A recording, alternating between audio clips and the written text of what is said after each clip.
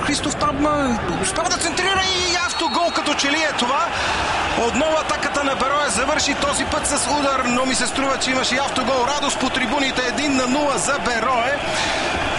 Джамал Берберович като че ли бе футболистът, който отклони топката в собствената си врата. Урош Голубович бе изненадан, но много силно започва отборът на Берое. Със сигурност е разочарован Петко Петков, старши треньорът на Литекс. Още в четвъртата минута на този двубой съперникът му излиза напред в него. Много бързо се развиха нещата и това всичко обещава интересно развитие на този матч. Още в началото, още веднъж нека да видим. Да, точно Джамал Берберович с десния си крак в тази ситуация не можа да реагира по най-точния начин. И след центрирането на Тодор Христов отклони топката в собствената си врата. И така с автогол на Джамал Берберович Берое повежда още в четвъртата минута на двубоя. Интересно начало, нека да видим как ще завърши този матч. Отново пряк свободен удар за Литекс. Този път Тодор Христов наруши правилата. Виждате, бесен е Илиян Илиев. Може би от това нарушение, което бе свирено преди малко. Нека да проследим. Христо Янев центрира там. Том с глава. Топката попада в Александър Барти. И това е 1-1.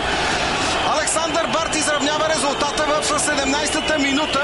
Тук добра работа свърши и Том, който отклони топката с глава. Поздравяват се футболистите на Литекс много устремно. Атомно започва този двубой и така Александър Барт изравнява резултата в 17-та минута на двубоя. Нека да видим още веднъж какво се случи. Христо Янев центрира. Бразилецът Том отклони с добавка топката и тя попадна в краката на централния защитник на Литекс. Още веднъж виждате тук как продължи топката Том и след това с много плътен удар с десния крак под плонжа на Скорчев Александър Барт прави резултата 1-1. Нифор надясно към Том. Срещу него Пенев.